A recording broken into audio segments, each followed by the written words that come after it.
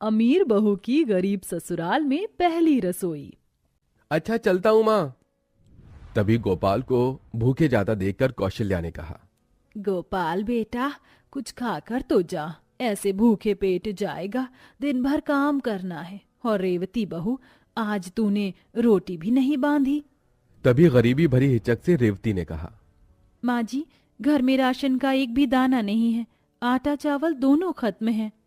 अरे रहने दो ना माँ, वैसे भी आज मुझे भूख नहीं है, चलता हूं।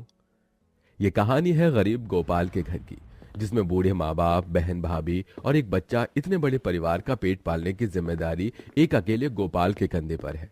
जिसमें हर दिन की सबसे बड़ी आफत है काम मिलना। जिस दिन काम मिलता उस दिन घर का चूल्हा जलता है, वरना गरीब अवस्था के चलते भूखे रहना पड़ता है।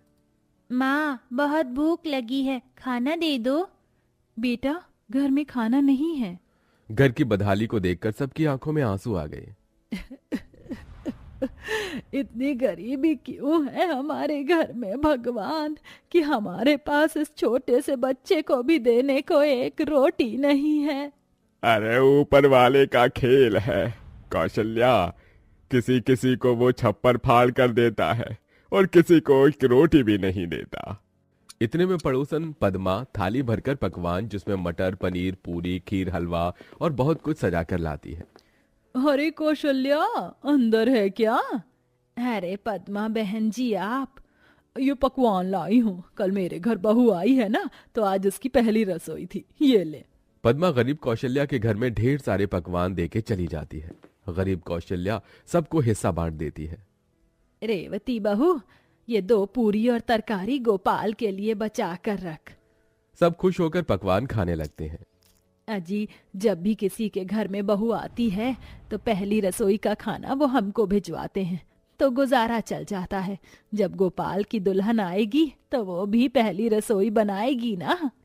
मैं तो उस दिन की बात जो रहा हूं कौशल्या, जब बहू आएगी तो मैं उसके हाथों से पहली रसोई में आलू पूरी बनवाऊंगा। और मैं मावा मखाने डालकर खीर बनवाऊंगी। बेचारे गरीब ससुराल वालों के मन में बहुत सी आशाएं लगी थी। उसी शाम, भाभी जरा मेरा ये शर्ट धो देना, मैला हो गया है। जी देवर जी। तभी शर्ट की पॉकेट में से एक तस्वीर गिरती है, जो सब देख लेते हैं, और कौशल्या शादी की बात छेड़ देती है। गोपाल बेटा, जब तूने बहू ढूंढ ली है तो फिर देरी किस बात की है, बहू को ले आते हैं। शादी की बात सुनकर गोपाल व्यथित भाव से कहता है, नहीं माँ, इस बुढ़ापे की दहलीज में जब मैं तुम्हें बाबूजी को 2 रोटी भी ढंग से नहीं दे पा रहा, अभी छोटी की भी शादी करनी है, जगिया को अच्छे स्कूल में पढ़ाना है, जब मैं इन जिम्मेदारियों को नहीं निभा पा रहा, मैं उसे क्या खुशी दूंगा। मुझे कोई हक नहीं बनता कि मैं किसी की जिंदगी बर्बाद करूं। और ये मेरे मालिक की बेटी है, गलती से मुझ गरीब से दिल लगा बैठी है। गोपाल, ये ईश्वर का संजोग है, क्योंकि जोड़ियां ऊपर वाला बनाता है। और रही बात बहू की, तो जब वो आएगी तो 2 जोड़ी कपड़े और 2 रोटी उसे भी खिलाने से नहीं जाएंगे।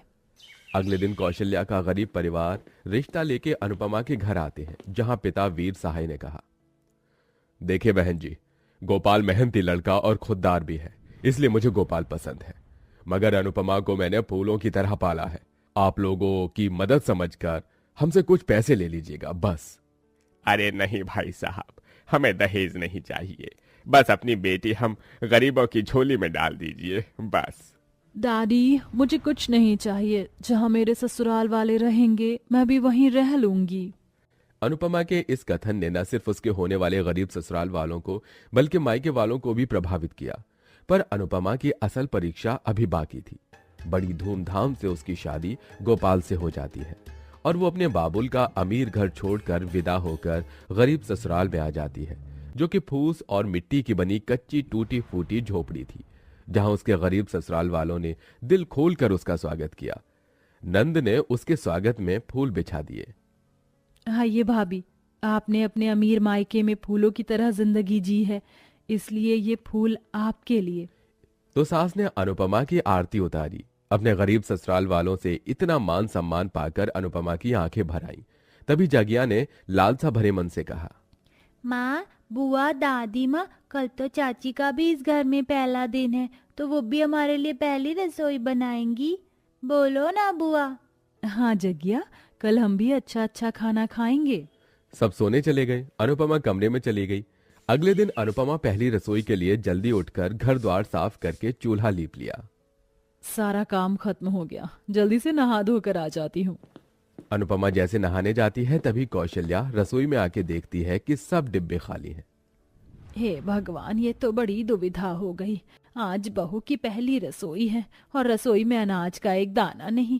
पड़ोस में से थोड़ा राशन मांग कर ले आती हूँ। इसी आस में कौशल्या पड़ोस की रहने वाली पद्मा के पास आती है और ताला लगा देखकर लाचार होकर दूसरे बड़े बंगले में रहने वाली कामिनी के घर आ जाती है, जहां उसके नौकर चाकर घी में पकवान बना रहे थे। नमस्ते कामिनी जी, थोड़ी मदद चाहिए थी।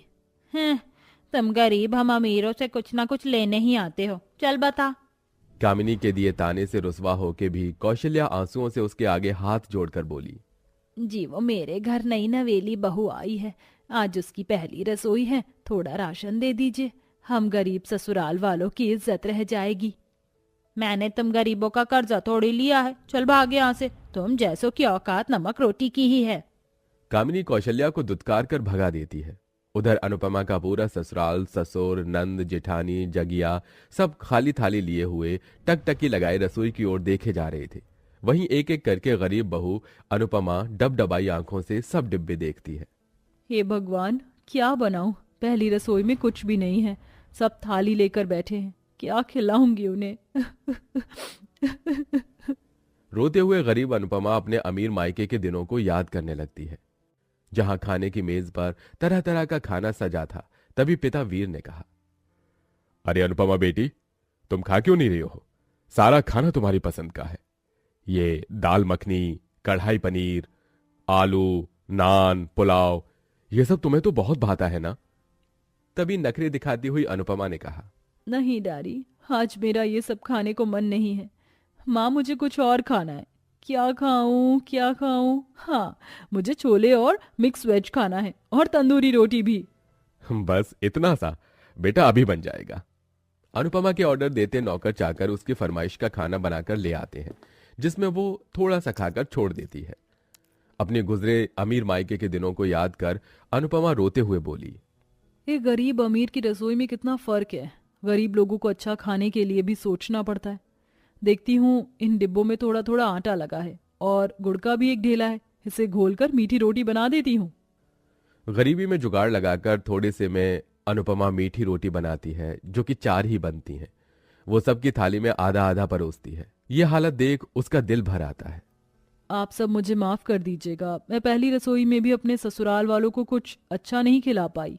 तभी रामू उस आधी रोटी को तोड़कर कई टुकड़े कर लेता है और अपनी बेबसी को छिपाते हुए बोला, अरे बहू, तूने तो हमारी थाली में 56 भोग बना दिया है। ये देख, ये मटर पनीर, ये खीर, ये हलवा, ये पूरी, अरे सब तो है। हाँ बहू, और असली गृहिणी वही है जो थोड़े में भी परिवार को खिला सके, और वो गुण तुझ में है। इस तरह गरीब बहू की ससुराल में पहली रसोई बनती है। जैसे तैसे कुछ दिन यूं ही कठिनाई भरे बीतते हैं। कभी खाना बनता तो कभी नहीं। तभी अनुपमा ने कहा, माँ जी, बाबूजी, एक अकेले गोपाल जी के कमाने से घर नहीं चलेगा। अगर कमाने वाला एक और खाने वाले अनेक हों तो यही कठिनाई होती है। पर अगर परिवार में हर व्यक्ति कमाए तो गृहस्थी ठीक से चल पाती है। मैं भी काम करना चाहती हूँ ताकि उनका थोड़ा हाथ बटा सकूं। ठीक है बहू, हमें कोई हर्ज नहीं है। भाभी, मैं भी आपके साथ काम करूंगी। और मैं भी देवरानी जी, आखिर ये हमारा भी परिवार है। अनुपमा के साथ उसकी नंद और जेठानी भी काम करती है और सास कौशल्या घर संभालती है, जिससे अब उनका घर अच्छे तौर पर चलने लगता है। अब अनुपमा को गरीबी के चलते हाथ खींचकर नहीं चलना पड़ता। एक दूसरे का सुख दुख बांटकर चलने को ही परिवार कहा जाता है। आखिर में परिस्थिति ठीक हो जाने के बाद अनुपमा अपने गरीब ससुराल वालों के लिए उनकी मनपसंद का खाना बनाकर पहली रसोई की रीति को दोबारा पूरा करके उसे पूरा निभाती है।